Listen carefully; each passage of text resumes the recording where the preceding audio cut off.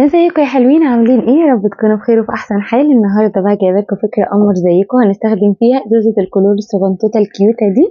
اي بقى حد عنده ازازه كلور اذا كانت صغنونه او كبيره تنفع جدا للفكره اللي معايا النهارده. في البدايه هشيل الجزء اللي فوق خالص. انتوا شايفين شكل الازازه؟ نقدر نطلع منه شكل فازه ويبقى شكلها حلو كمان. انا هشيل في البدايه كده بقطر او سكينه او اي حاجه الجزء اللي فوق ده. والبلاستيك اصلا بتاع ازاز الكلور دي بيبقى يعني تقدري تقصيه بسهوله، ما بيبقاش قوي وناشف قوي. زي ما انتم شايفين انا شلتها وببدا كده اظبط الجزء اللي فوق علشان يبقى كله على نفس المستوى ويبقى على سوا واحد.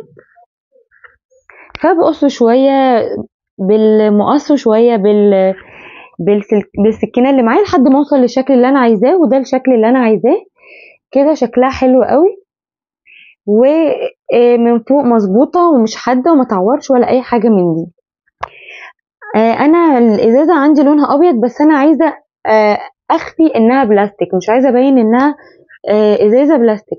فهجيب كده من الدهان البلاستيك اللي عندي، ده اللي استخدمته في الفكره اللي قبل كده. اي دهان بلاستيك يمشي معاكم في الافكار دي.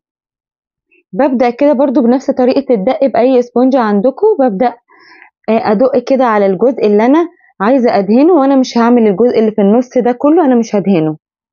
زي ما انتم شايفين عملته كده حبيبي بارز شوية عشان أنا عملته بطريقة الدق أهو. ممكن يكون واضح بالنسبة لكم فوق وتحت. وكمان عزز اللون الأبيض، خلى اللون الأبيض باين كده وخلاها تحسوا إنها فخار أو بورسلين، مش بلاستيك أبدا. عندي بقى أنا الخيوط دي هدمج ما بين الخيط الخيش والخيط القطن اللي هو الابيض. هعمل كده الجزء اللي عندي ده اللي فوق زي ما انتم شايفين عملته الخيش وبعد كده القطن. وزي ما انتم شايفين الجزء اللي انا بقفل منه ببدأ منه التاني، وهعمل برضو اكمل بالخيش. انتوا طبعا تقدروا تعملوه كله لون واحد، تغيروا لون الفازة اصلا من الابيض للون تاني طبعا زي ما تحبوا اعملوها. وهي فازة بسيطة جدا مش هتاخد منكم ابدا وقت، وهتفرق معاكم في ديكورات البيت عندكم، لان كل حاجه ولو صغيره احنا بنعملها في بيتنا بتفرق معانا. يلا بقى اعملوا لايك، شايفاكم كلكم لسه ما عملتوش، اضغطوا لايك عشان تشجعوني.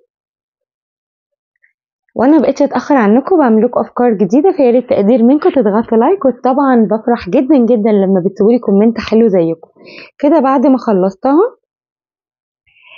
كان عندي كده خيط من الخيش وكمان 2 من الحبات اللولي عملتها كده علشان اعملها في الجزء اللي فوق ده.